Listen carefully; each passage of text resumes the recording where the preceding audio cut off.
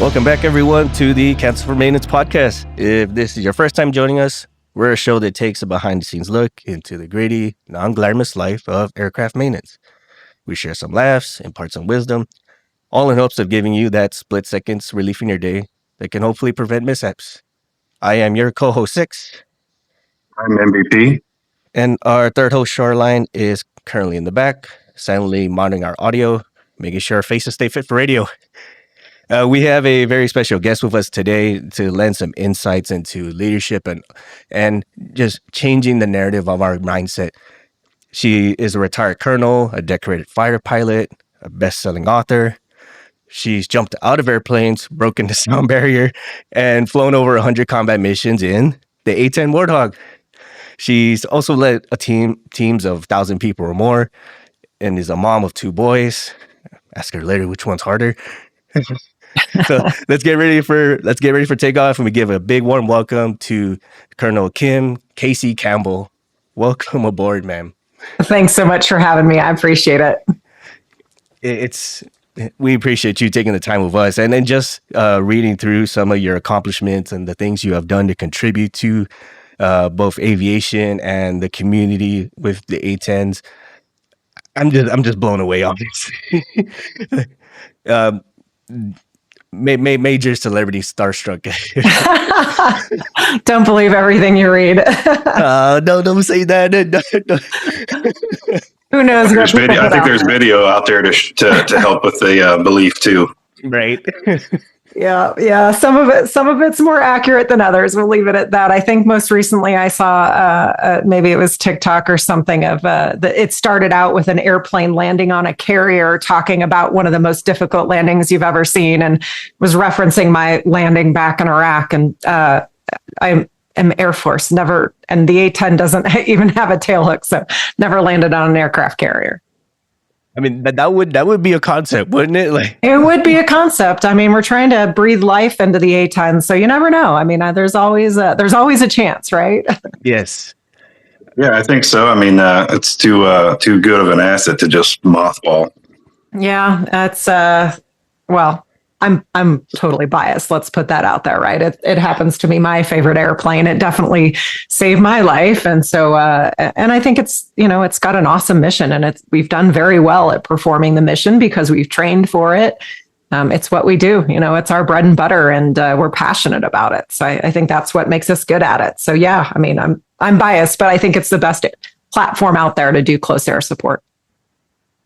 I would agree with that. So for our listeners who maybe don't know who you are, would you mind kind of giving them a just a little biography on yourself?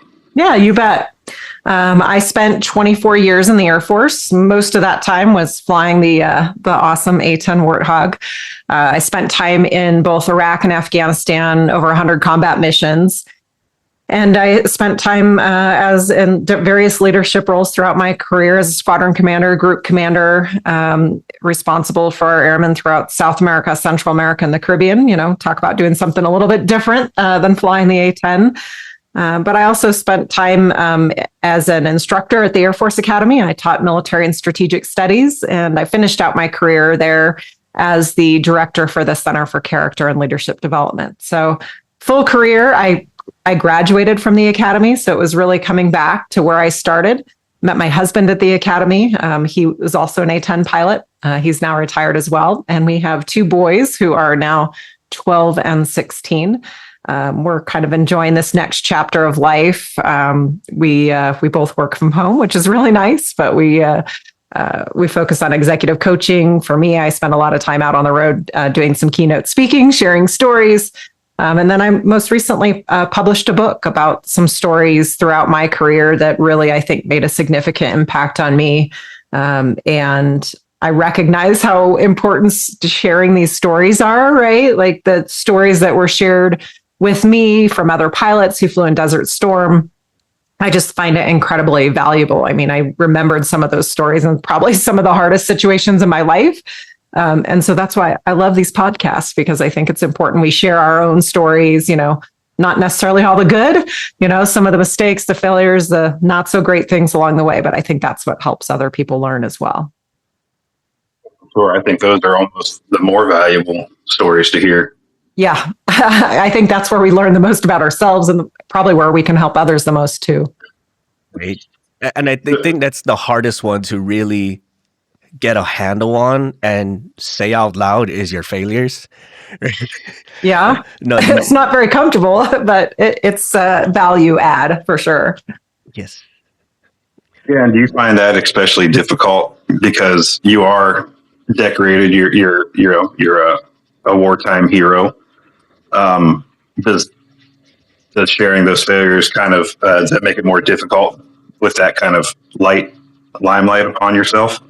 I think that's a good question. I think earlier in my career, I would say, yeah, it was really difficult to talk about those things. For me, I started pilot training in 1999, went to my first fighter squadron in 2001, right after 9/11, and I was the only woman in the squadron. And there was part of me that, I didn't want to talk about the mistakes or failures because I didn't want to ruin it for the women that followed me. I felt like if I made a mistake or failed in some way, I was ruining it for them. I also, it's a lot of pressure. And so I just, I wanted to be good at what I was doing. But the reality is, right, we all make mistakes. We all have failures, but it's a hell of a lot easier to talk about it now. After spending 20 plus years in the Air Force and spending time flying combat missions, I guess the positive side is that I proved myself very early in my career as an A-10 pilot. I proved myself very early in combat that I could kind of handle the worst case scenarios. And so now I just, it's still a little uncomfortable, but I think I recognize that it's where I grew the most as a person, as a pilot, as a leader, were those mistakes, the failures. And I feel more like an obligation now that I need to share some of those things with others so that, you don't want somebody to make the same mistakes or, go through the things in the same way. And it's just important to share it. So it's easier now than it was earlier in my career. For sure. Just because you have had so much success in your career. So that's why maybe it becomes easier because you say, well, look, I am successful and those hurdles allowed me to get to that level. Yeah. And I think it makes you human, right? Like people have these awesome bios, right? Nobody puts their failures in their bios. I think, you read someone's bio and you're like, wow, what an awesome career. What, everything went so well along the way. And the truth is there's so much between the lines. And so that's why I think it's important to share. This brings me up a very fond core memory of mine. And when you mentioned about the bios, of how everyone just likes to list like the nice, sweet stuff. So let's say, for lack of better words, that's the phrase that was coming in my head at the moment. But I had this one sergeant major.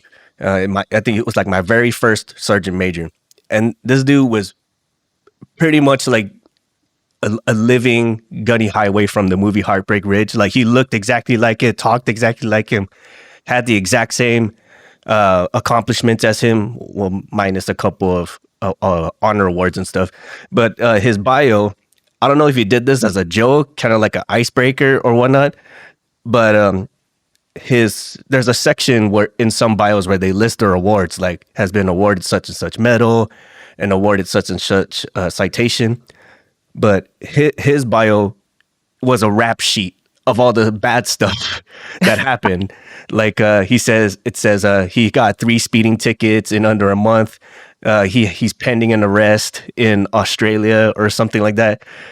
And I thought it was the funniest thing in the world when I first saw it. Like, who puts that on their command bio for everyone to read? And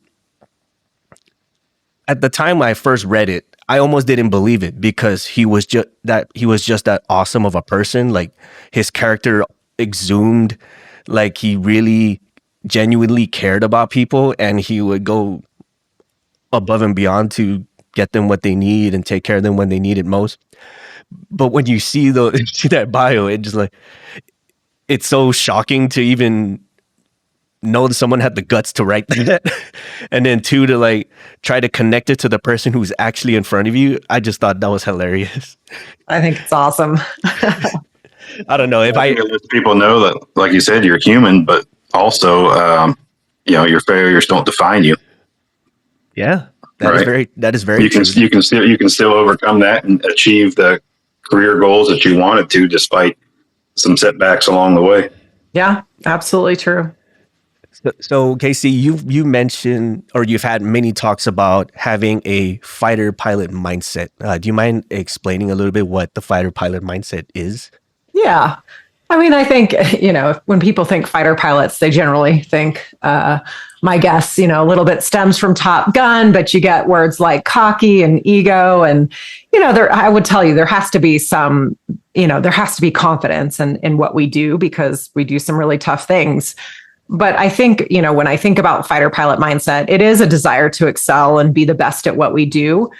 But I think it's also this desire to always get better, learning from mistakes. We talk about the fighter pilot debrief all the time. Like those are not comfortable debriefs all the time.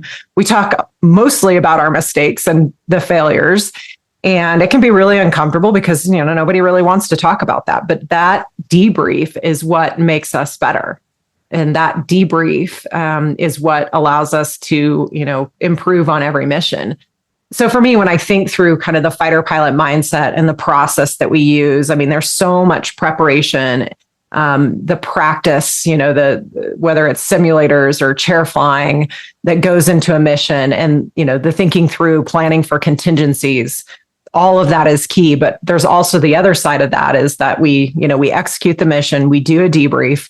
And then I'm really, I think one of the things that's also part of this is that we're open and willing to share those lessons with others on our team throughout the community so we can learn from them. I mean, any mishap, any big thing, we're going to stand up in front of the room and talk about it with everybody in our squadron so that they learn from it too. So I think it's just it is a desire to excel. It's a desire to be the best at what we do, but recognizing that we're not perfect as much as we'd like to be. And we have to learn from each experience, every mission, and just do it better the next time. So how can leaders at every level, not just like at the level you've seen or been experienced with, how can all leaders of every level cultivate this fighter pilot mindset to enhance decision making, especially under pressure? Yeah. Well, whether you're a named leader with a position or a title, or, I talk a lot about like, you can have leadership roles without having an official position. But I also think sometimes we have leadership roles in our family and we also have the ability to lead ourselves. And so for me, it's not so much the big rank and title positions. It's about when the mission or just life doesn't go as planned, how are we ready in those moments to be able to adapt, to overcome the challenges that we're facing. And I think it does come down to being prepared for those moments. You never know when, things are going to go wrong or things don't go as expected. And so have you put in the work? And I think that's really for me what comes down to it. And as I look back on my career, the reason that I think I was successful in a lot of these really difficult situations was because I put in the work. It wasn't, a lot of these things weren't very natural for me. I never felt like a natural pilot.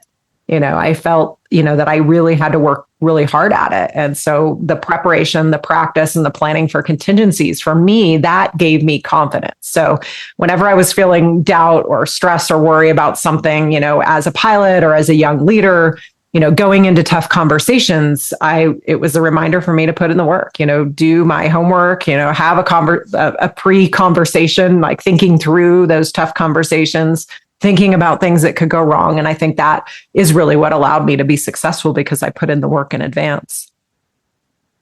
I love that part, especially when you mentioned the self-leadership part and having that internal conversation. Is there? I remember MVP mentioned some time ago, and he actually wrote an article about it, about having that conversation with yourself, but sometimes that gets too deep, if that makes any sort of sense. Like you overthink and you over compensate that for that what could go wrong, to the point where you just have like analysis paralysis, if that makes any sort of sense. Yeah. I think, well, I mean, and I'm an overthinker, so I will just put that out there. I can catch myself doing that. So I think there's a limit to, the planning for contingencies. I think, the military looks at most likely, most dangerous course of action. So, thinking about the things that are most likely to go wrong. And then at some point, you got to cut that off and make a decision, because if you're leading a team, your team is counting on you to make a decision. And the reality is that we make the best decision we can with the information we have. And it's not always perfect. I love that. And it all builds up to having resilience, right? I feel that's a word that we say a lot, but not too many people really fully grasp what that means, right? When most people, or that I know of, when they say resilience, it's kind of like you got to get beat up enough to get the tough skin, but sometimes that's not 100% accurate. So, how do you define resilience in leadership? And how can we build this trait within ourselves and within our teams?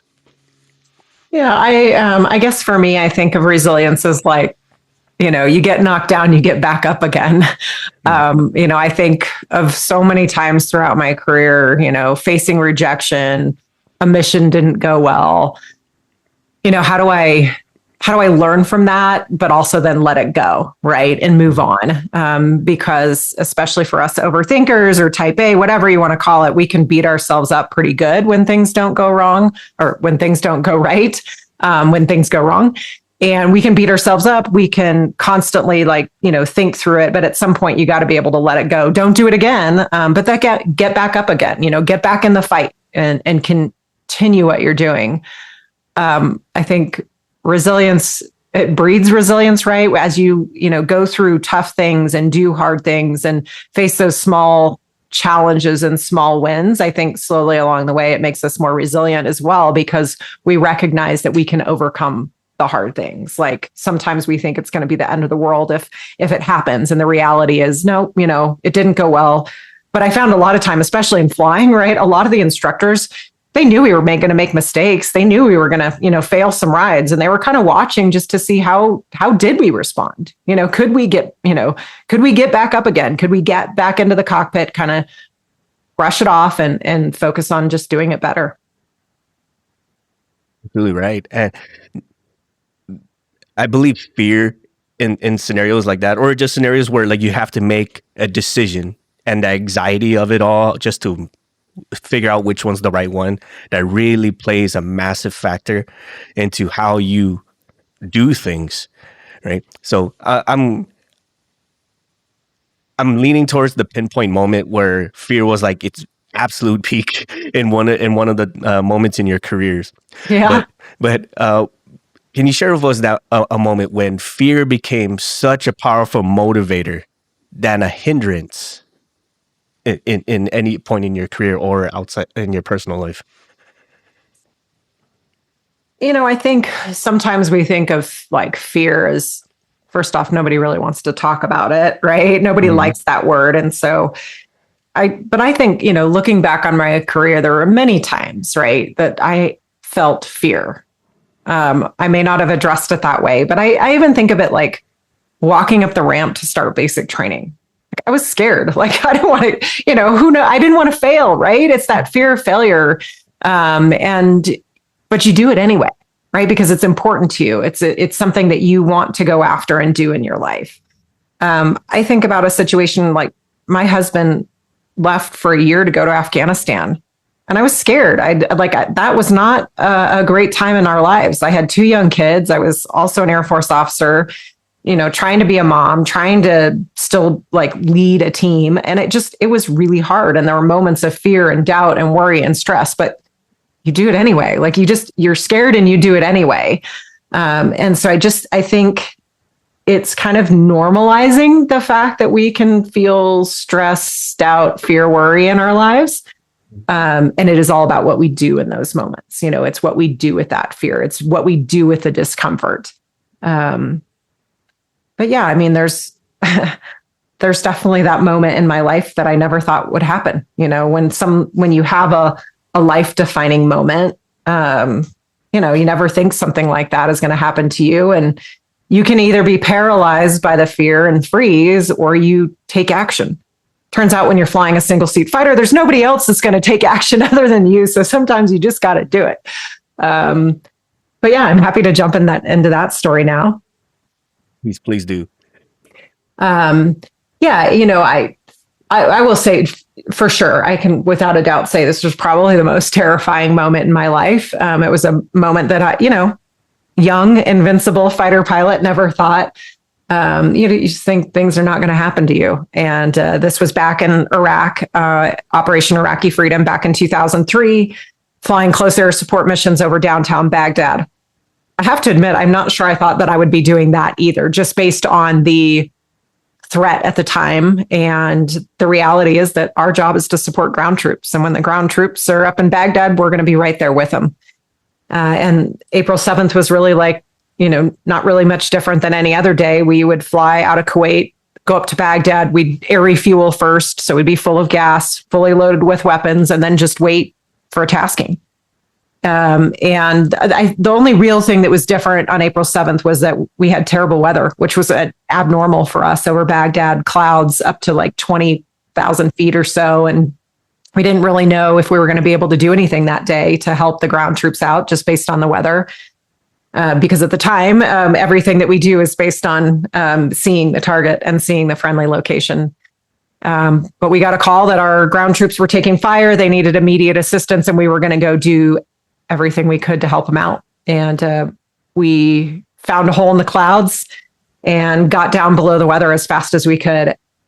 I remember as soon as I got down below the weather, it was kind of surreal because all of a sudden, we're low, much lower than we normally are. And I can see the firefight happening. Like I can see tracers and smoke, and it is very, it's surreal. That's the only word I can think of to describe it. Like it's everything that you train for and plan for, and then you see it, and it kind of like, it's a moment of pause. And then it's like, you got to get right back in it. And immediately my flight lead was using the gun on the enemy location. We were tasked to target enemy underneath a bridge that was firing rocket propelled grenades into our troops. And I followed right behind him. We did a couple passes of gun and rockets. And then, we knew that there was it's higher threat because we're down low. And there were moments where we could see like puffs of smoke in the air and bright flashes. So now, in the air next to our cockpit. So now we know they're shooting at us. So we decide that we're just going to do a couple passes and then climb up to get our altitude and airspeed back. And as I was coming off my last pass, my last weapons pass, I just feel and hear this large explosion at the back of my airplane. And immediately there's no doubt in my mind. I knew what had happened. I had been hit by something. I didn't know what. The jet, it's kind of like getting rear-ended, I guess. I felt like the jet just kind of nosed over. I immediately see Baghdad below, getting closer. And my normal reaction is I just pull back on my control stick thinking, okay, pull back, start climbing away from the ground. And nothing happened. And I was like, oh, shit, this is not going to go well. I did say that over the radio too, which was appropriate and inappropriate at the same time. But I was like, this is not good. Lots of things going through my mind. And I kind of look down at my ejection handles and think, not yet, right? Like this is about the last thing I want to do is potentially eject into the hands of the enemy.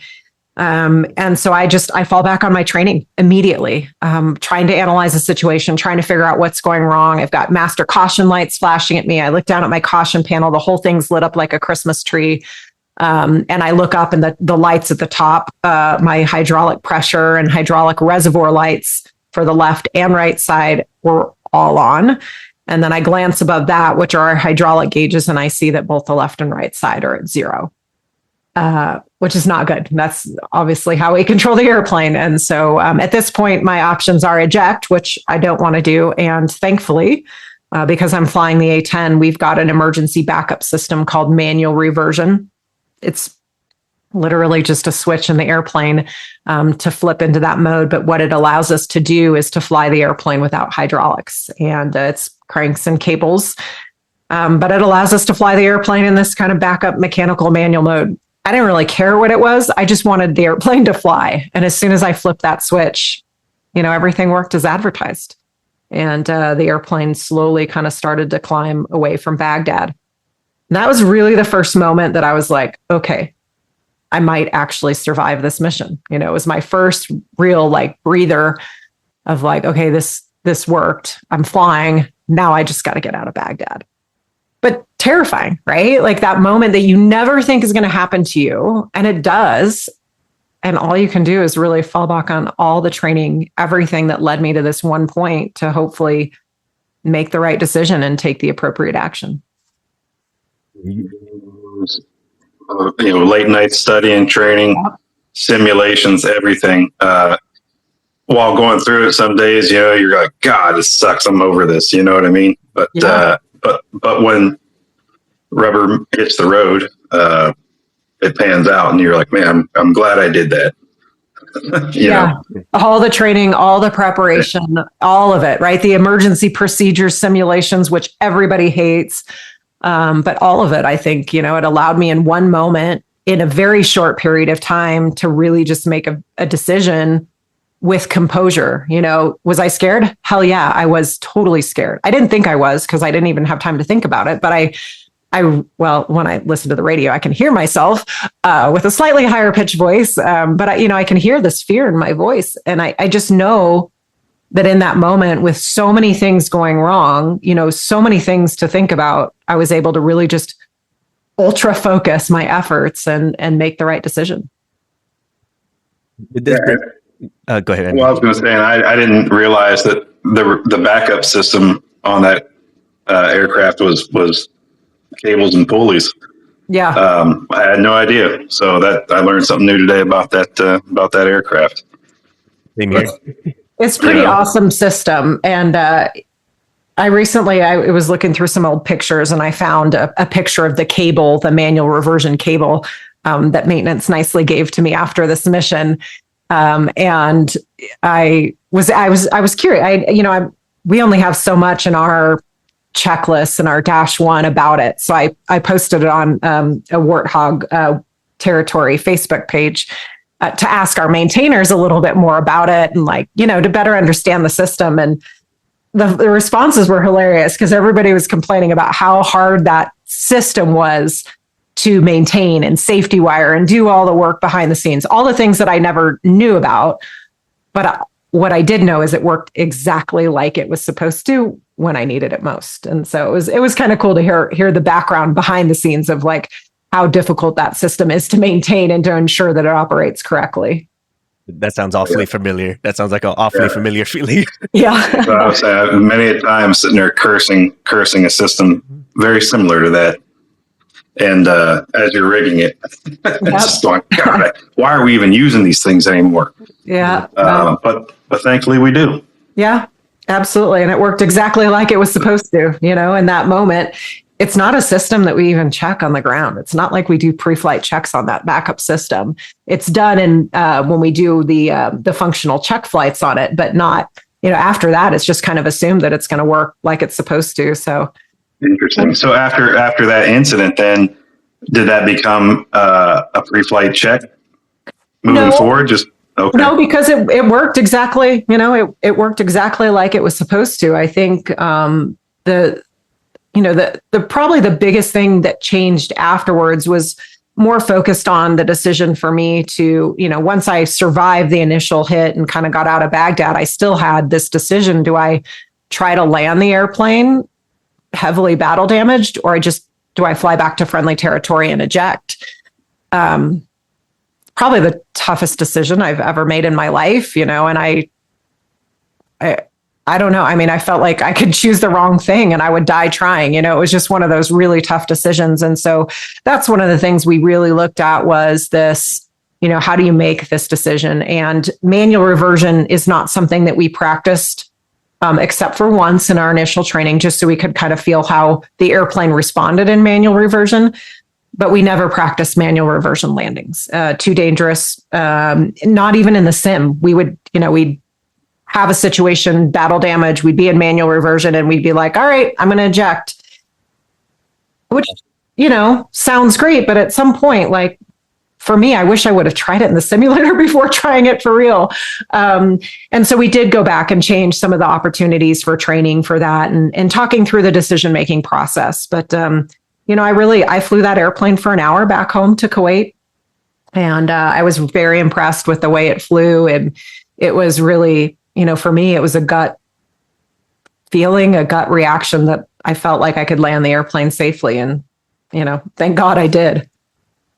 So it flew an hour like that in manual revision?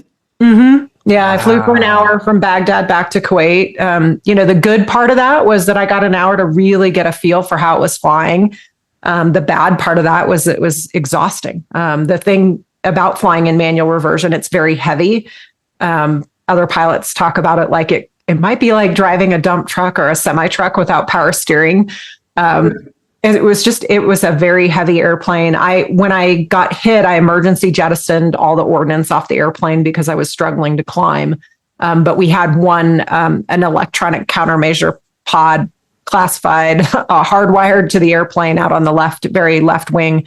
And that just, I fought that thing the whole way back because it just wanted to roll constantly to the left. So it was exhausting. I mean, it was truly exhausting flying home. It worked, but it was probably the hardest thing I've ever done. I can only imagine. And that's a key point I want to stress there is when you're getting put into a high pressure, high stakes, high fear situation, your brain almost goes stupid. To kind of quote one of my instructors is like, when you're in a situation, you will be stupid in a sense, stupid, and you will revert to whatever it is you practiced. Yeah. And if your practice was not so great, you're going to do not so great.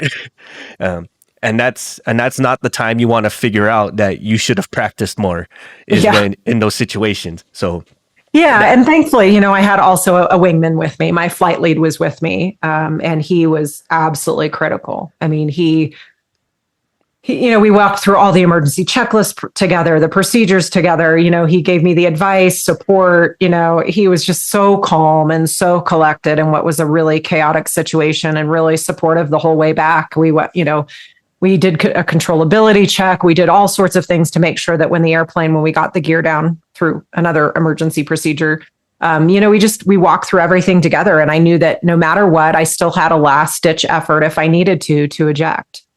Because our seat is a 0-0 seat, so we can eject at 0 feet and 0 knots. And so I knew that was always a possibility for me, is that I could eject last second if I needed to. But after flying the airplane, doing the controllability check, it felt very good. It felt like I was going to be able to land it, and I did. Going back to our very first part of the discussion about stories. I thought a lot about the pilots that came before me that had tried to land in manual reversion. There were 3 situations during Desert Storm, and I remembered those stories. I remembered them because a few pilots had told stories in the bar on a Friday night. I remembered from reading a book about pilots in Desert Storm, but I knew about the stories. So the first pilot, when he attempted to land in manual reversion, unfortunately was killed when he crashed on landing.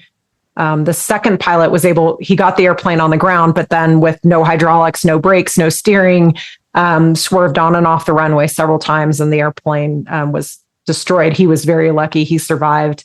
And then there was one pilot who was able to land the airplane safely. So I knew those stories, right? They were in the back of my mind. And, we had the lessons learned from each of those. And so I knew what I was going to do and what I was not going to do when it came time to land. But that's the power of stories.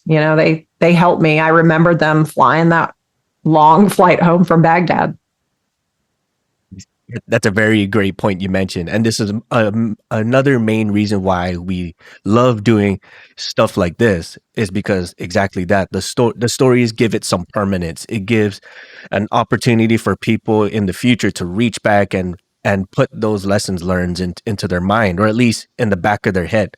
Like, don't do this when this engine is doing this number, or don't do that when this situation pops up, or do this when something makes this happen, things like that. And as things go down the line, instead of having everyone learn the lesson in blood themselves, they can take the previous history of stuff and then make a better, more informed decision, if that makes any sort of sense to everybody else out there. And you mentioned a little bit ago about having a wingman to help you through it as you're doing a manual reversion flight. And that's definitely key, not just in flying, but just in general, having someone to just be there with you. I mean, here we are, the three of us, like we've helped each other out in various other situations. But as far as leadership is concerned, I feel like it's naturally practiced, but not well discussed, if that makes any sort of sense. Yeah. I mean, I can't imagine flying home by myself, from that mission. Just one, he kept my mind focused on what I was doing. We talked about different, possibilities with the airplane. And the other thing was I couldn't see the damage at all. I even with the use of our cockpit mirrors, I couldn't see the damage at the back of the airplane.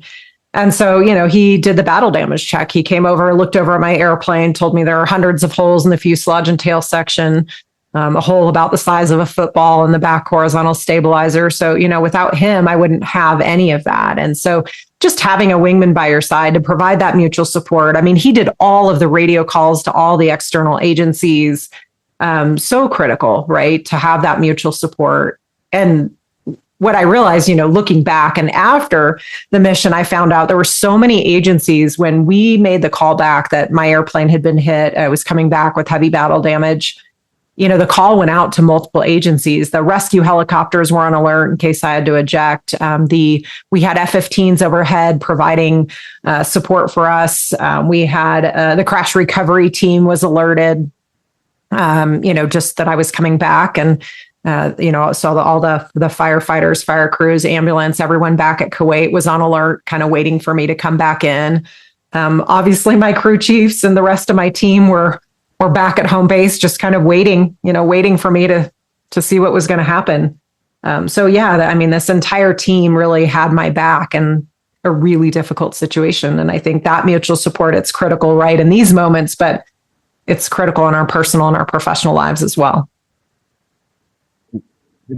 I take having that mutual support, like say professional life outside of flying, for instance, that the wingman I see as can be not just a mutual friend, but say a mentor, someone that's a little bit detached from your current situation, but can give you that insight to make the call, right? It's similar to how you were in the cockpit. You couldn't see what your situation was fully, but you have this other person, this mentor, or say even a coach, to assess the situation and help feed information to you to help you creatively find a solution. In your case, was landing the plane or flying and landing the plane. But like say in a personal or a professional life setting, like you're going down a career path and you feel that you're in control, or you feel that you have the situation fully assessed, or vice versa. You can be just completely lost and you're trying to find a direction. And then here's this mentor or coach even a mutual friend that can give you that outside assessment of where you are and what your situation is looking like, and you can make adjustments from there. Yeah, I think that's so true. I think back in some leadership roles that I've had, I was lucky enough to have a chief, a senior enlisted advisor on my team who, you do want that mutual support, that's critical. I also think that it's critical that somebody will hold you accountable, right? That has your back, but is also willing to tell you like, hey, that didn't go so well, or you might consider this, And so I think having somebody like that you can count on in your life, whether it's a colleague or a teammate, a mentor, or a coach. But I also think in like my personal life, I think my husband very much fills that role for me. He does obviously support me and encourage me, but he'll challenge me sometimes, right? Push me a little bit to be at my best. And I think that's critical, having that wingman, having that mutual support, especially when things are not going well, right? They can give us a little bit more situational awareness, help us see the bigger picture, help us make the best possible decision in what can be some difficult situations. Well, definitely. And I'm as you mentioned your husband, I'm totally thinking of the situations of our spouses. And they're the kind of who push back quite a lot. That's probably the nicest way to say it. So like they know what feeds us the motivation, and sometimes the motivation is talking smack to us. so we come in, we have like this defeated mentality because the days do that to you. It just drains you. And then we mention it, we have this open dialogue, and then one of their motivators to us is to talk smack. And then it from the outside looking in, it sounds very demeaning, but I think that's just the dynamic of any very close relationship, is they know the language that makes people move. And whenever they give us these rough nudges, let's call it that, rough nudges, it gets you back into the mindset that, okay, like I'm not gonna take this smack from somebody or from anyone who just like feels so if it comes so easy for them to say that, right? And the internal wheels start turning, and then you're back into the mix.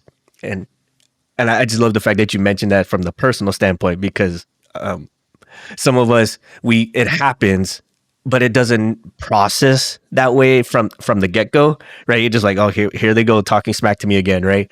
But then you let it sit for a little while, and then the wheels turn, like, okay, that's what they really meant. Yeah, I think my husband and I have been married for 25 years, and we spent a good portion of our early marriage apart due to different assignments in the Air Force. And so we've learned how to communicate pretty well over the years. And we've learned that, honesty and being straightforward with each other, it works well for us. And, but you can still do it in a kind and compassionate way.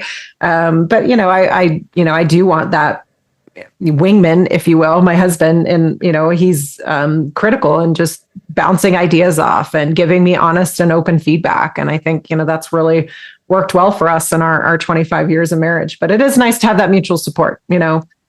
Certainly didn't hurt that my husband was also an A-10 pilot. He knew what I was going through a lot of the time. So always kind of critical to have that mutual support in our lives. I like that. It's having like a little bit of that commonality. So certain things are kind of unspoken, like, okay, this is what they're going through at the moment. They have some kind of method to address it. Ours don't. So there's a little bit of translation issues, but I think fighting to that translation is actually what helps us, right? Because then we have to like rationalize what's going on. And in that way, then when they give their feedback, it helps. What's the word? It's kind of like how, like the effect of journaling, right? You have thoughts all over the place, but once you start to write things down, you have to solidify your thoughts as you put it on paper, so to speak. Yeah. And justify why you think the way you think. Yes. I say for my spouse, it's a reality check, right? Pulling me out of the land of delusion, and very coarse about it. Very, very, what's the word I'm trying to say here? Very, it would seem to outsiders looking in like, holy shit. You know what I mean? But she's figured out over the years that if does it in a nice way, I still have that false hope. I'm still a little bit 1 foot in the realm of delusion. So I got to get a real reality check to pull me out of it and then reassess the situation. That's what's happened in our relationship over the years. I definitely resonate with that. And but that goes back to like that communication piece. Like you understand the relationship you have with the people you're with, and you have that your own language almost, so to speak, to be able to convey thoughts, feelings, and information. And we can go on just a whole other episode just on communication alone because it's something like we preach a lot, but we still struggle to do, if that makes sense to everybody else out there. Well, in the flying world, communication on every mission I feel like I've flown, especially the big exercises, combat, you name it. Every time we come back from a debrief and something didn't go well, almost every time one of the root causes is communication, poor communication. It didn't get briefed well. We had radio issues, you name it, but it is communication is the root of many issues. And so doing it well, making it a focus is critical, whether it's our personal or professional lives. So we kind of touched on it a little bit. So in your experience, what are some barriers that we have with communication, and how can we overcome it? I think, so one of the things that we talk about is getting confirmation that what you said is what is heard, right? And I'll give an example from when we talk to ground troops. When we're getting a description of a target area, so we're flying overhead, we're talking to troops on the ground, they're giving us a situation update, they're talking about where they are in relation to the target, giving us a situation, and things look different from the air than they do on the ground. And so there's a back and forth. We're confirming with each other that what we see is correct and what we hear is correct. And so I think having that confirmation, what I heard you say was this, here's what I'm seeing on my end. And so it's just a little bit of back and forth, not making judgment too quickly, but actually listening, which I think goes a long way, actually listening, not just preparing to respond, but actually listening, and then confirming that things are received in the way that you intended. I like how you said that, because I say that all the time. I've had some leaders that listen to respond, but not to understand. Yes. And so in both your military career and now on your civilian side, and dealing with leaders, have you seen more leaders who listen to respond versus understand, or vice versa? And if there have been more that listen to respond, were you able to change their mindset and their approach to that at all through your coaching? I think, I think some of the best leaders, and I've been very lucky to have worked with some incredible leaders, worked with and worked for some incredible leaders. And I found the ones that I really respected the most, one, they were good at what they did, right? They had the credibility, but they were also humble. They were approachable. They were willing to listen. They were willing to learn. And so I think for me, that example that was set very early in my career, I mean, this very first fighter squadron that I was in, the 75th Fighter Squadron at Pope Air Force Base, I had some incredible leaders, two really incredible squadron commanders who made a really significant impact on my life and in terms of the way that I saw them lead, which was, one, they were tough. They held us accountable. They were very good at what they were doing, but they were also they were kind and compassionate. They listened. And they were willing to listen to us. And so for me, that's kind of set the example for how I wanted to be as a leader. I really wanted to listen and learn from my team. I think the other thing I would say is that I guess I'm biased, right? But I think the A10 community, I think there was something that we understood, that we didn't do any of this alone. We were constantly working with ground troops, our maintenance crews, to make sure that we could do the mission as best we could. And it was about listening. It was about understanding. It was about, learning from each experience. So I don't know. I think being brought up that way really impacted my leadership style. Now, as an executive coach, I do see sometimes that can be lacking. And it's just, sometimes we feel like we have to put on that tough exterior. We have to feel like we have all the answers, that we have to feel like we've got it all together, so that, there shouldn't be anything that we don't know as a leader. That's kind of that, you feel like that. But the reality is, I have found personally, in leading some teams, large teams and teams where I am not the expert, right? The best thing that I can do is really listen to my team, get to know them, let them teach me what they do. As a pilot, I've had teams where the people under me are, they are vehicle maintainers, they're logisticians, they're air traffic controllers, they have all of these different career fields, and I am not the expert, and yet I'm their leader, I'm their boss. So my job is to listen to them, to learn from them. And I think that actually gains credibility for your team. It gains trust, it gains respect by doing that. So I do think it comes down to listening. It really comes down to listening and learning from your team, being credible, but also humble and approachable as well. How have you changed, like in the corporate realm? How some of those leaders you've found who need some work in that area? What have you done that's effectively made improvements in their leadership style? I think it's just, sharing some personal stories and sharing how being willing to listen and learn and ask questions because you really want to know them, because you need to know the answers. And so I find a lot of times just providing a list of questions for a leader to ask their team, whether, when they first take on a leadership role. And I mean, large teams, small teams, it doesn't matter, talking to your team, find out what they value. Where do they struggle? What's going well? What could you do to help? It's just sitting and listening and learning. You will be a much better leader if you take the time to sit down and talk with your team members and really find out, not just the PowerPoint briefing that everything's going awesome. It's the no kidding. Let's have a conversation about where are areas that you see could improve? Where would you like me to spend my time? What can I do to help make this a better working environment for you? Really honestly asking those questions and listening for the response. And you'll find out a lot about your team when you take some time to walk around, get out of the office, get out from behind the computer, go talk to people, go listen, go let them teach you something on the floor. I certainly was no expert in any of these areas, but I would love to go out, and my civil engineers taught me how to drive a front loader. Was I good? No, I probably sucked, but they at least taught me how to do it.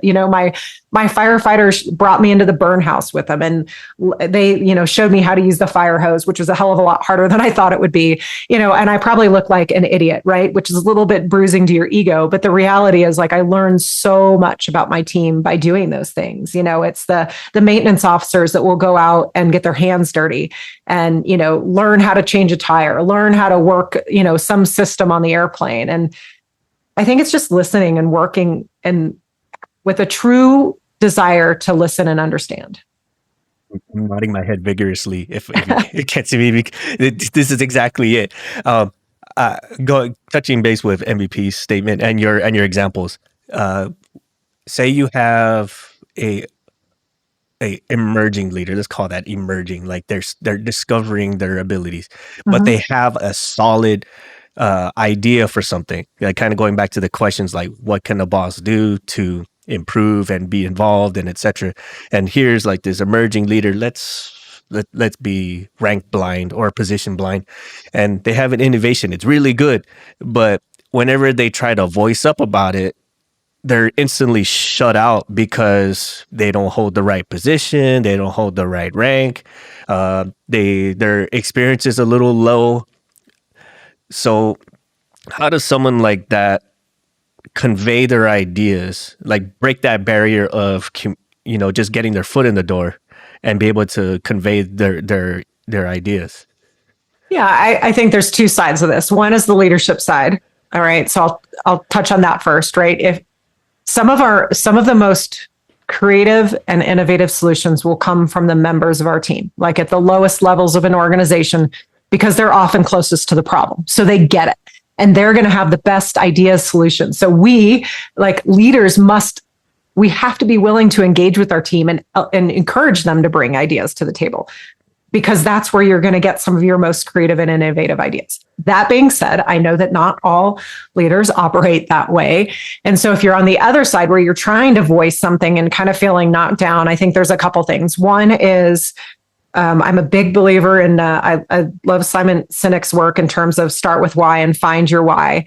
I think when you're trying to bring a new idea forward, like, okay, it's the reality is, how do you communicate it and how do you sell it? It's what's in it for the team, right? What is the value of changing the way we're doing something, or the value of this new idea? How will it impact the organization as a whole?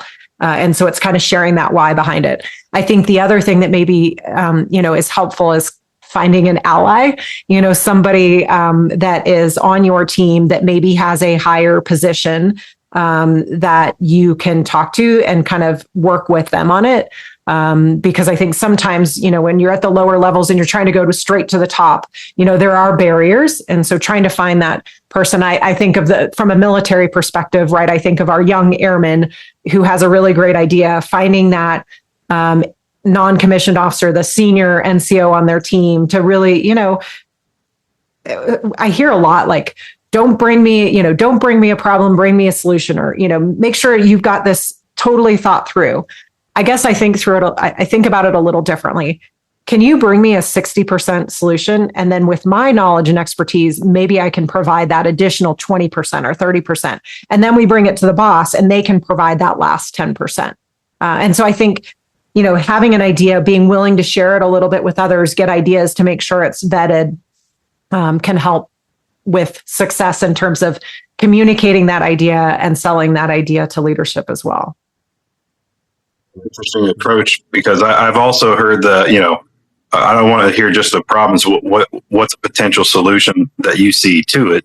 But then you talk about the 60%, and then everybody above that adding additional percentages to 100 to resolve. I kind of like that, because I think in my approach, or at least in my career, I've tried to show up with 100%, right? To take that, any effort from anybody else having to put into it, just review and approve if you like it.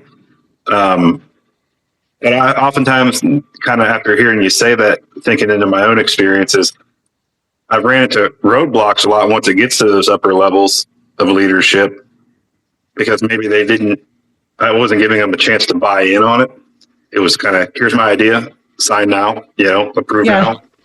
So maybe, interesting. Well, you're making me self-reflect over here.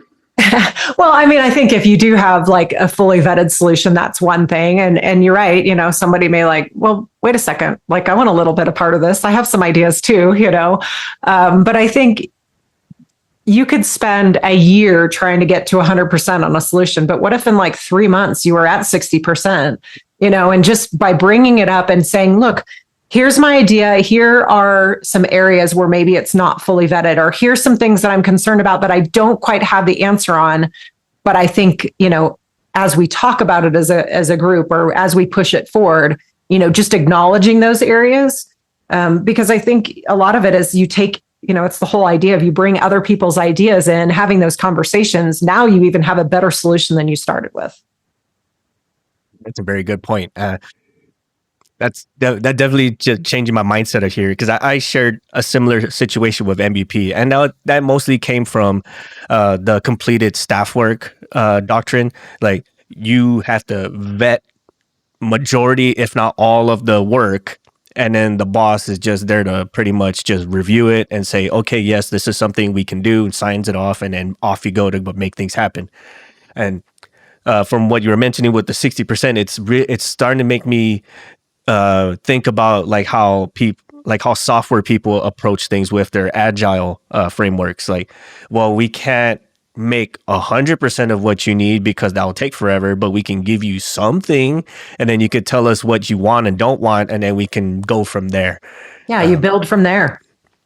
That's a very good point. We're all self-reflecting over here. We're learning stuff every day. Learning on the fly with everybody listening. How about that? And there isn't it depends with everything, right? there are going to be some bosses who are like, you bring me 100%. And then you use in a good way. You get the other people on your team to help you get to that 100% before it gets to the boss. Every situation is going to be a little bit different, but I find value in like, do I expect the people at the lowest levels of the organization to know everything? No, but they might have a really awesome solution, and I can help them get there. That's kind of my viewpoint. Yes, I love that. And being able to give them that door to actually bring the solutions, that at least from my perspective, that would really give them that confidence to develop more professionally, both personally and professionally, because now I have the confidence to approach people, or I know what keywords gets them to move, right? Like say with mechanics, for instance, their incentive is time off, more coffee, and better pay, or sometimes sleep, and that's what gets them to move. But then if you go to say the C-suite individuals, you say something like cost savings or risk reduction or cost overrun, that gets everybody's brains turning. So yeah, I think you want people on your team to think critically. You want, your job is to train your replacements someday. And so how are you going to do that if you don't give them an opportunity to come up with their own ideas and try to empower them to make their own decisions? I think, you're not going to be around forever. You got to train your replacement at some point. And so starting by giving them some opportunities, allowing them to think critically, to make decisions, to come up with, innovative and creative ideas. And does it mean you're going to implement everything? No. And if you don't, then you're just honest about it and say, look, great idea, but we're not going to do this because of X, Y, and Z. It's just giving that honest feedback too. I think that's all part of it. Absolutely. Your replacement. That's so crucial. And then even on my own team now, I try to at least include, one of my senior people in the department in meetings that I'm involved in. So if I got into a car wreck on the way home and was in the hospital, there's somebody there who knows, who can continue on. Or if, you find there's pigeonholed so much with single point failures because people like to hold on to information. If I only know this, then this is my piece of the puzzle, and this is how I justify my existence here, kind of thing. Yeah, which is a terrible way to operate. Well, for sure. Yeah, I agree. But man, you see it so much. Yeah. And I think, the more we share, the more we're willing to collaborate, share lessons. I think when we share our stories, we share the lessons learned, right? Yeah, it does expose a little bit, makes us vulnerable, but that's what allows our team to perform better. It allows, a community to perform better. That's definitely a very good point, because we going back to the how we were in the very beginning, being able to share these stories, it's never a fun thing to share the failures. And I feel, especially with us as mechanics, the failures are told by somebody else, right? So you don't get to control the narrative, and people just kind of point and laugh at you, and then you feel less inclined to speak up about stuff. And I believe as we were saying throughout the episode, being able to just get ahead of it, step forward, and make it part of your story. I messed up. This is what I'm doing to be better. This is what we can all do to be better, et cetera, et cetera. Kind of not necessarily controlling the narrative, but being in charge and owning both the good and bad. If that makes sense to everybody else out there. Yeah, it makes a lot of sense to me. And I think also saying thank you and being grateful to the people that helped you on the way. Yes. I think it's the reality is you don't do it alone. And I know that getting home from that mission over Baghdad, I didn't do that alone. Yes, I landed the airplane by myself, but it was a kick-ass airplane that was meant to take hits, that was built and designed to take hits while performing its mission. These designers ensured that it had this emergency backup system.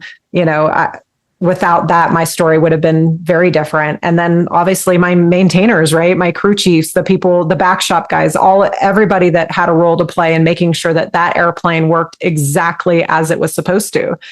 My crew chiefs that day, the crew chief that launched me out was Senior Airman Randy Andrus. And I remember he was like, man, bring that jet back with nothing on it. He was talking about me dropping all the bombs and shooting the missiles. And I did bring it back with nothing on it. All the weapons were gone, but wasn't quite what he had in mind. And then my other crew chief that recovered my airplane that day was Staff Sergeant Ian Morris. And I remember just dreading, I left the airplane on the runway because I couldn't taxi it. And I just was like, I got to go see my crew chiefs.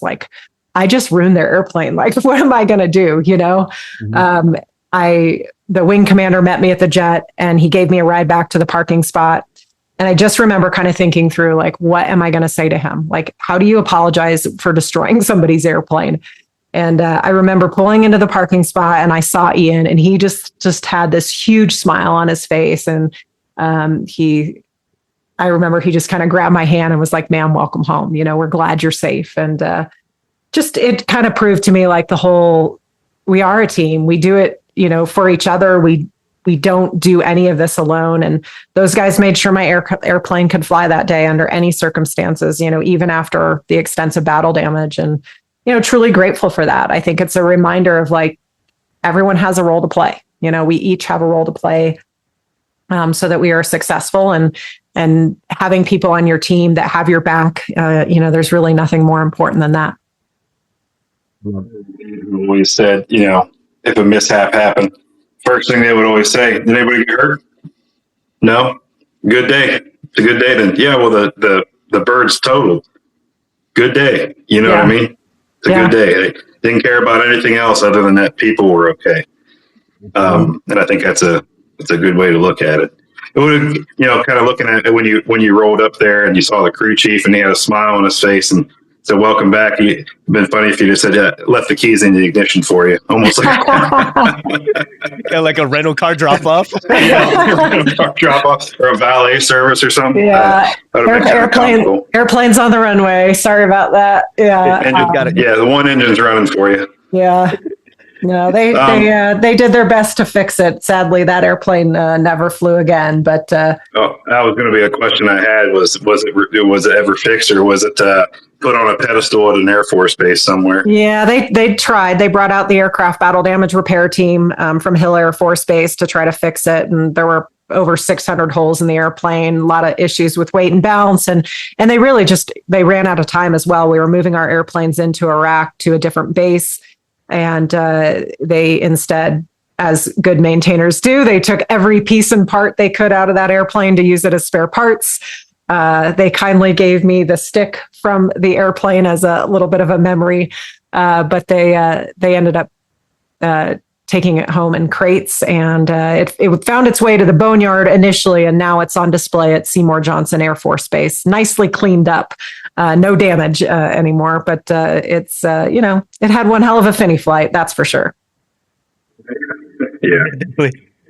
Now, from a mechanic's standpoint, that mindset you had, like, oh my God, what do I say to my people? And you actually had that conversation. That's very gratifying for us, because we've always had like this thankless sort of relationship between the air crew and everyone else around us. Like, we just make the plane, we get plane ready, plane goes up, plane comes down, put plane away, and that's kind of like the cycle. You only hear about it when things don't work, right? Yes, right. Or so, like, whenever someone comes up to the mechanics and have some kind of interaction, it's always like, is the plane ready? When is it gonna be ready? Oh, by the way, this broke, or by the way, this and that, right? So it's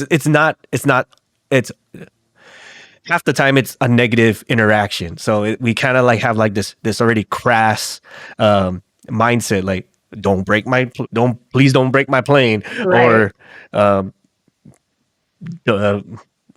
all kinds of stuff. I'm sorry, I'm having colorful things coming through, and I just don't. No, that's okay. I will tell you that in the A-10 community, we were taught very early, like in our A-10 training, that our relationships with our crew chiefs was incredibly important. And our instructors, we were out in Davis-Monthan and Tucson. It was hot during the summer, and they're like, hey, your job is to make sure you're, bring out Gatorade for your crew chiefs, bring them some ice cold water, talk to them after the mission. We get it. Before the mission, you're stressed, you're thinking through things, but like after the mission, tell them how it went. Tell them, what you did on that mission. And we really tried to do that, especially in an A-10, it's a single seat. It's not like we can bring them for a ride like some of our other fighter brethren can do, for a crew chief kind of attaboy. And so for us, it was like, okay, how do we share our mission with them? How do we show them that what they did today made a difference? And so if there's pilots listening out there, that was a huge thing for us. Like, I think it really helped us with our relationship with our crew chiefs. And that meant like, they bend over backward for us, especially in combat. Like, man, those airplanes flew, like everything was always ready. Everything was always fixed. It was amazing what we could do in combat. And I really think it was the relationship that we built. And I think that goes beyond, the aviation world, right? Relationships matter. And having those relationships with people, getting to know people, talking to people on a human level, it makes all the difference in everything we do. Love that. I really do love that, and I'm glad that you shared that part because uh, some of the like stuff that we've felt or experienced have been mostly negative. And like I mentioned before, like the plane lands, people go away, we put it in the plane, we put it in the hangar or the barn or whatever, and that's the end of it, right? The relationship is like next to nothing, other than is it ready? When is it ready? Oh, by the way, this broke, right? Or Yeah. I want this fixed now, kind of conversation. And from the mechanic standpoint, we're not going to give you something that's going to be of any form of threat, no matter what the pressure is. Like, I want this plane now. It's like, well, now is going to be 3 hours from the moment you told me. So otherwise, this the X, Y, and Z is going to happen. It's not. It's we're always the ones who have to give the bad news or the news that nobody likes to hear. They just want to hear it's green, it's ready, go do things. But when those conversations happen, they kind of get like this sour relationship. Like, oh, here comes the mechanic about to go tell me some bad news, as they usually do, and that's the preconceived mindset they have with the crews. And this kind of translates to other teams in other areas where there's always that team that just is historically the ones to give the news that nobody likes to hear. Although it's news that you need to take action on, they just don't like hearing anything shy of we're 100%, let's get this going, or you're free to do what you want to do. Yeah, there's always going to be some tension, right, between the ops and maintenance. And I think, I've worked through that tension over the years, but I think, when you build a relationship and you have trust, then I know if my crew chief or our maintenance officer is going to say, hey, look, I know you wanted 10 airplanes. We've got 8 today. And, it sucks. We got to cancel some lines or whatever, but I'm trust at that point. I trust the maintenance officer that they've done everything that they could. And, you talk through it, you work through it. But I think if you can build the relationships and have that solid relationship, it makes it a hell of a lot easier to be able to say, all right, I know they must have done everything they could, but we're short 2 lines today. To me, I think relationships, talking to people on a human level, knowing that we're, kind of people are putting in the work and sometimes things don't go as planned and they don't go well, but having that relationship to me makes all the difference. Absolutely. I love that part. As we round off to a close, what are some of the lessons from your time as both a fighter pilot and an executive coach that you believe is universally applicable to all leaders? There are many. I was like, Yeah. way to try to narrow it down, right? Yeah. There are many lessons. I think a lot of the stuff that we do in aviation has so much applicability. It's everything from, the preparation that we put in, to the debrief, making sure that we evaluate what we do, how we did, and doing it better the next time. But, as I touched at the end, I think the power of building connections, the importance of building relationships on a team, showing that human side of leadership and creating those meaningful connections. I think that goes a long way. So I think there's so many things from aviation that apply, from the nitty gritty, like technical things. I think we learn a lot from attention to detail to the broader, how do you treat people on a team? I think it all is all relevant. For me, I look back on my time as an Air Force officer, as an aviator, taught me so much and so many lessons, so many things that have shaped my life as a mom, as a wife, and then as a leader beyond the Air Force as well. Which is part of the reason I finally wrote the book, was just to put those lessons down and hopefully help some others on their journey as well. Love that. And I kind of have to address the elephant in the room as far as women taking on roles that are typically male dominated. What are some advice that you can give to women out there who have strongly considered it but have been held aback because it's such a field that not that many of women or women of their influence have been a part of? I think my number one piece of advice is be good at what you do, right? Put in the work. I think to me, that credibility piece is critical. I I mentioned, the pressure that I felt being the only woman in a fighter squadron. The reality is the good side of that pressure was that I put in the work. I worked really hard to be good at what I was doing. I became a very good pilot with a lot of effort and work. But the reality is the guys in my squadron, they didn't really care about my gender. They cared that I could perform in the airplane. And the airplane certainly doesn't care. But for me, it was about proving myself. And the thing is, like, every new person, every young pilot in the squadron has to prove themselves, male or female. You're going to have to prove yourself. And so I think the credibility piece is critical. Aside from that, I think, finding some allies, some people on your team that will support you and have your back is critical as well. These were my brothers is really what it came down to. Like, that unit that I started with, those are guys that I still am in touch with today. They're guys that had my back in combat, that 100%, were there for me and supported me.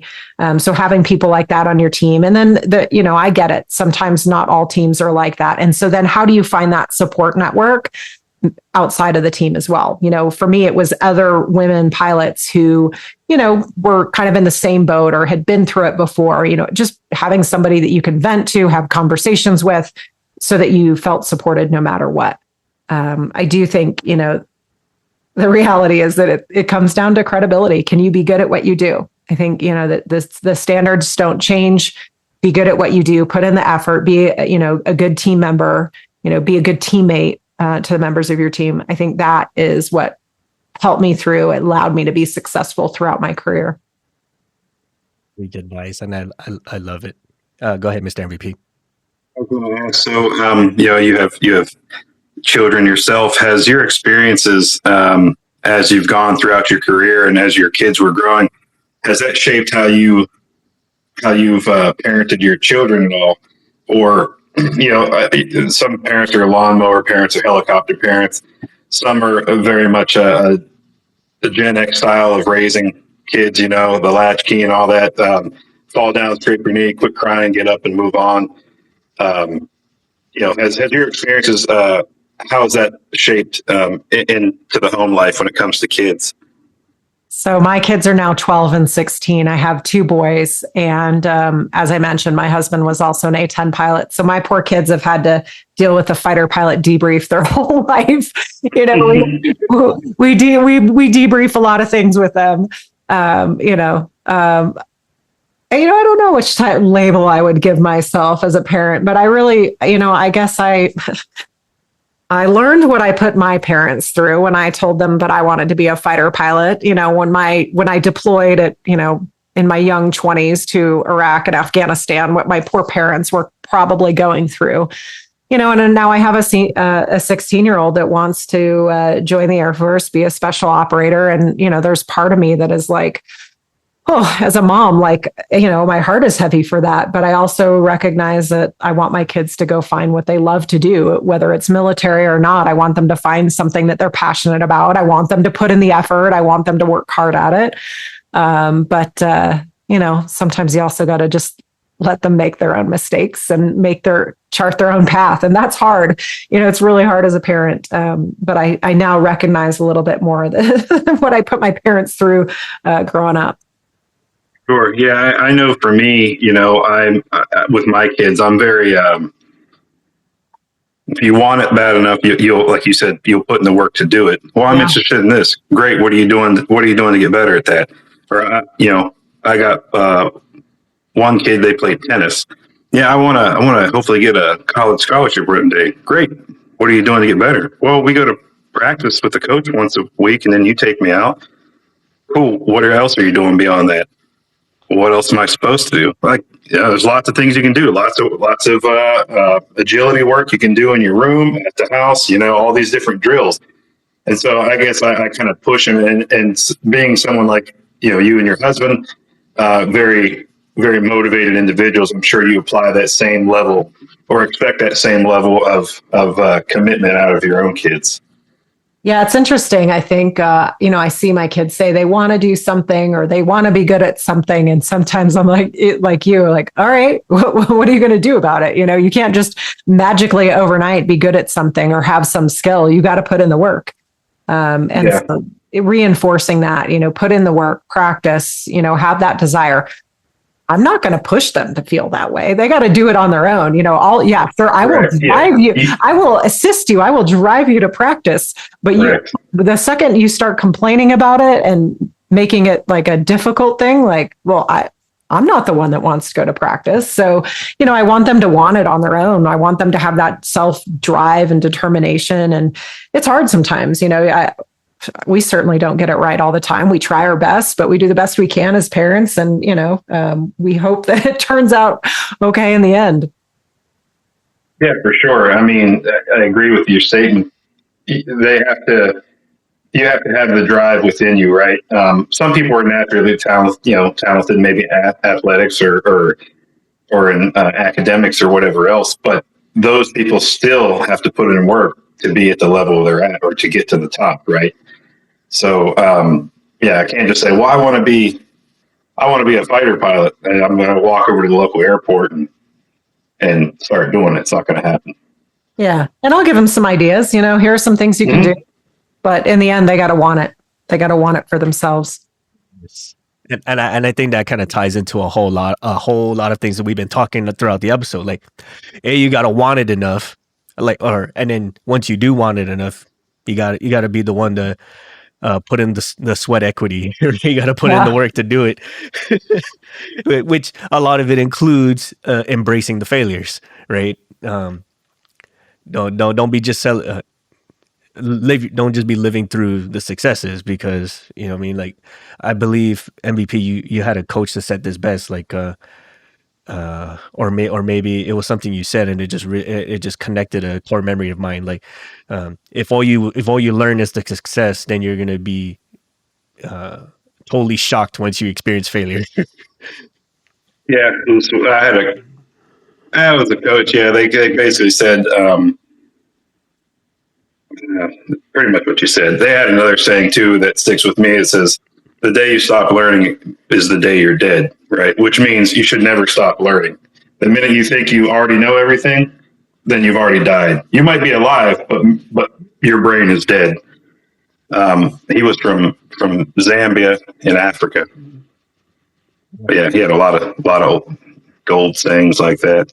I have another question for you. What was it like the first time you squeezed the trigger to fire the 30 mic? Always a fan favorite. Yeah. So we kind of have a joke that it's not really a joke. It's reality, I suppose, that you're not really an A-10 pilot until you go out and shoot the gun. That's when we give all our students their A-10 patches. But it's it's one of those things. We have about 7 rides in the airplane before we go out to the range. And the day you go out to the range, everybody's fired up, everybody's excited. Like, you can't wait to go out and shoot the gun. It's like the airplane is built around the 30 millimeter Gatling gun, so it's 19 feet long. When you get out to the range, initially you do a couple dry passes. Your instructor's kind of tucked in behind you, watching you, and then they'll say, "All right, you're cleared. Next pass is hot," and roll in. You pull the trigger, we pull to the first detent to kind of stabilize the aircraft, and then pull to the second detent, and the whole jet shakes. I mean, you can feel it. The gun is rumbling beneath you. You can smell the gun gases. You can see like gun gas out in front of you, and then you see the bullets impact the target. So full body experience, just like awesome, right? And then it's kind of surprising. You feel it, you see it, you hear it, but it's an exciting. It's probably the best ride in the program, shooting the gun for the first time. It's kind of you made it, right? You're finally an A-10 pilot, all that, it's a cool ride. And of course we film it all. So we have the proof when we come back in. And I've heard over stories about the A-10. Is it true that you only have so many second round bursts because otherwise it'll stall or where the gases will choke the motors out or something like that? Not anymore. That is what happened when the gun was first fired. But the reason we don't, I mean, you're getting roughly 70 rounds per second. So you don't need to hold the trigger down that long. Now, if you're shooting a tank, you're going to hold it down a bit longer to get more bullets on target. But the reality is we're only pulling the trigger for 2 to 3 seconds. in a combat burst. And the longer you pull the trigger, the gun barrels heat up and the gun becomes less accurate. But there's not really any reason to pull the trigger that long. If you could do, 2 rounds or, 2 trigger pulls. So you'll, pull the trigger, bullets come out and then switch to a different target. That's not really a big deal. But the reality is with 70 rounds per second, you don't need to pull the trigger that long. For sure. Especially if you're firing depleted uranium rounds. Yep. Accuracy by volume. Yeah, pretty much. Now, you had mentioned in your career you were in Afghanistan. Were you, was it Kandahar? No, I was at Bagram. So I was in Afghanistan in 2002 and then 2005. Oh, you were early on. Yeah, early on. Okay. Well before I got there. I was on the ramp. So in Kandahar, I was on the ramp next to, it was the Harriers were there first. And then halfway through my deployment, the A-10s out of Spengalam moved in next door. Okay. I never spent time at Kandahar. It was Bagram and then Kabul in 2010. Okay. Well, we met across paths in Kabul around that time. Anyhow, I got a challenge coin from those guys out of Spengalam because they had a mobile machine shop, I guess you guys traveled with on your deployments, and they ran out of cutting oil, but I had 2 pallets worth of cutting oil, so I gave them a whole pallet's worth, and they gave me a challenge coin out of it. See, it's all relationships, right? Yeah, that's right. Good deals. I still have that coin. I'm looking at it right now. That's pretty awesome. And then another question. Sorry. We talked a lot about high stress situations today. So after you landed and you got back to the debrief, how long did it take you for your hands to stop shaking? And then what did you do to decompress in those following hours after that, just to kind of woosah a little bit, Yeah, no kidding. Huge adrenaline rush. And then obviously kind of a big adrenaline letdown as everything, kind of sank into reality. I went to lunch. That was the first thing we did. And we went to lunch, we debriefed. Obviously we debriefed with intel immediately. But I remember we went back to Pilot Town where all of our lodging was. And we had a trailer where we hung out in, and I watched The Bourne Identity. I think was the movie we watched. I don't think I paid attention to it at all, but it was like on, it was like just decompress. And then, that night we talked a little bit about journaling. I wrote everything in a journal. I wrote about the whole mission and just, facts of what we were doing. And I'll tell you what, it's pretty cool now to have that journal. I had a mentor at the time tell me like, hey, take a journal to combat. You're going to want to know about those missions later and what you were thinking and what you were doing. So that was a huge help for me, was just kind of putting it all down on paper. And that I guess I slept, the next day I was assigned to fly or to sit alert for combat search and rescue. That's another mission we do in the A-10. Thankfully that mission, if we're on alert, we generally sleep and, just relax because we're not getting launched. And, which I think was the intent, was to give me a bit of a down day. But the alarm sounded and, we launched, we ran out to the jets. We were right next to the runway, ran out, got our gear on, made an immediate takeoff and, went in to go rescue a pilot who had been shot down near Baghdad. Thankfully, we only made it about 30 minutes into Iraq, and they told us we could turn around because he had been picked up by friendly ground forces. So very lucky on his part. But I guess the best way for me to get back in the air, and I didn't have time to think about it. I just, I knew those guys were there for me the day before, and I was going to do the same for this pilot. So, that really allowed me at that point. I just kind of focused on the mission. There was a war going on. Our guys on the ground needed our help, and I was going to do everything I could.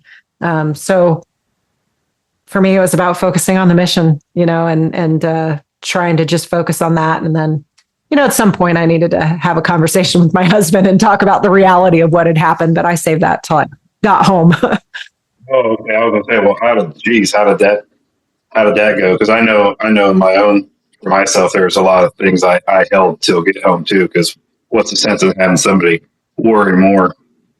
Yeah, I tried a little bit. My squadron commander did make me call my parents, which was a good thing. This was 2003, so digital cameras are just coming out. And, he made me call my parents. That was morning time for us. It was like 1 a.m. in California where my parents were. And I called them in the middle of the night and just said, hey, I'm okay. Can't tell you what happened, but happy to be flying the A-10. And turns out my dad got some digital pictures sent to him the next day of a badly damaged, beat up A-10 with a female pilot in the background of one of the pictures that happened to be me. So, I'm glad I called them. And my husband was sleeping when the mission happened. He was deployed as well, but in a different location. He was thankfully asleep because I think it would have been really hard for him to kind of know what was happening and to not know the outcome, right? So for him, I called to talk to him and ended up talking to the intelligence officer that was there in their ops center. And he was like, yeah, I was tracking what happened. They were following it over all the secure chat network. And he's like, I'll leave a note for your husband and have him give you a call. So he left him a note that said, hey, your wife got hit over Baghdad today. She's okay, but you should give her a call. So that's how he found out. Wake up. Holy cow. Yeah, he said that the 3-star on base stopped him. And of course, he was like a captain or something at the time and was like, hey, Soup, that's his call sign, was like, hey, so glad your wife is okay. Glad things turned out all right. And he was like, what the hell is going on? He didn't say that to the general. He just was like, yes, sir. And was like, I got to get to the ops center. What happened? So he had a little inkling that something went down, but didn't really know what. And then you see that little note, like, by the way, your wife called, she got hit. Call her now.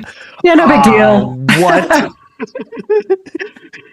Yeah. So we talked later that day, very superficially because there were like 20 people in the room listening to us on our secure phone lines. But, we at least got to talk. He knew that I was okay. And, just thankful to be flying the A-10 that day for sure. Do you guys still fly now and now that you're retired, do you guys still uphold your pilot's licenses at all, or? No, we haven't flown since we retired. And, we've got these 2 boys that keep us busy. And, there's something to be said. It will never be the same as flying the A-10, that's for sure. And that was going to be my next thing. You say, well, no, because a Cessna 182 just doesn't compare to a A-10. And no. I get you. It doesn't compare. And we're busy. We're kind of focusing on this next chapter of our lives. Yeah, that's good. Good stuff. I love it. And finally, to close everything out, you have any bit of final advice for everyone listening from all levels of leadership?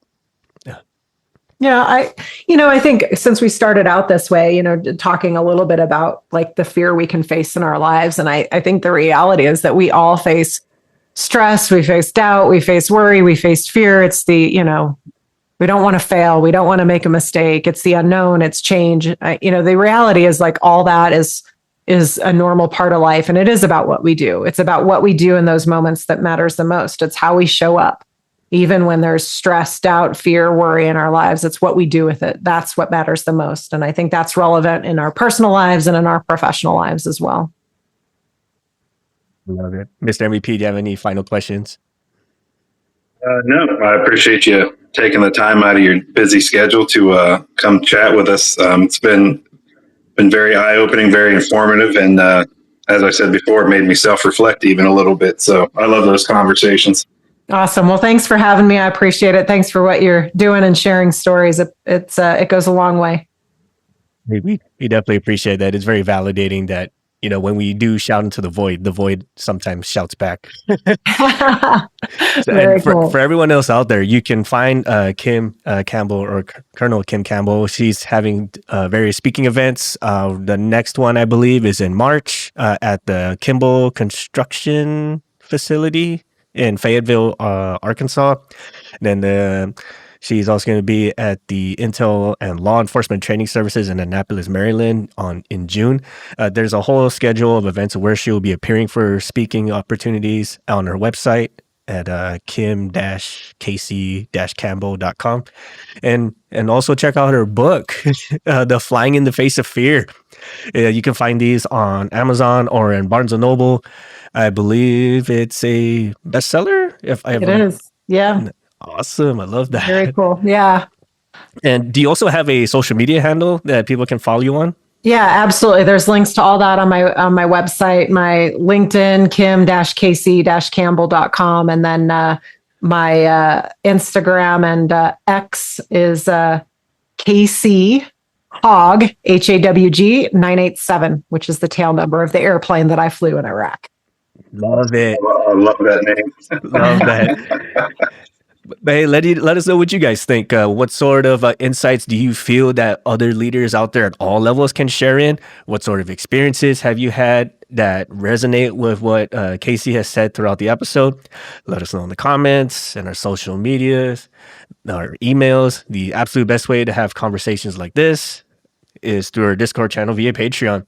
And a huge shout out to all our patrons out there for supporting us and giving us the opportunity to make episodes like this and talk to guests as awesome as KC. It's definitely, again, a celebrity awestruck that we have someone of this caliber actually speaking to us and lending their insights. Well, thanks so much for having me. I enjoyed it. And again, appreciate what you guys are doing. On that note, hey, thank you everyone for listening. Casey, thank you once again for coming. And we'll see you all on the next one. Have a good one, everybody. We'd like to take a moment to give a heartfelt shout out to our fantastic patrons. Your unwavering support is the magic behind the show, helping us produce thrilling episodes, keep our gear in top shape, and create awesome merch just for you. With special shout outs goes to SaKonna, Eric Shaw, Daniel Liang, Mike Sherwood, Caleb Stockdale, Carm M, Dan Schubert, and Ryan Freshour. Thank you all so much for your support and patronage. If you enjoy our show, why not join our Patreon family? You'll unlock a whole slew of perks, including exclusive access to our private Discord community, special discounts, early bird access to our merch, and a front row seat to sneak peeks of our comics and other exciting projects. And if you're feeling adventurous, don't forget to strut your stuff as an aviation aficionado by visiting our store at cancelformaintenance.com. For those who appreciate a touch of class or rugged charm, check out our affiliate Rockwell Time at rockwelltime.com. Use the code CX, the number 4, MX, snag a sweet 10% off your new favorite watch. It's time to elevate your game. Got a burning topic idea or want to be a guest on our show? Drop us a line on the contact us section of our website, cancelformaintenance.com. We're all ears and we're eager to bring your ideas to life. Stay connected with us on social media. Find us on Facebook at Cancel for Maintenance or follow us on Instagram and Threads at Canx, CANX, for Maintenance Podcast. Hey, we love hearing from you. Be sure to check out our comics. We might just be the only webcomic focused on aircraft mechanics available on the Tapas app. Like, share, subscribe, and leave us your thoughts. We want to know what you all think. Thank you all for being the incredible community that you are. Your support means the absolute world to us, and we can't wait to catch you on the next episode. Until then, keep them flying.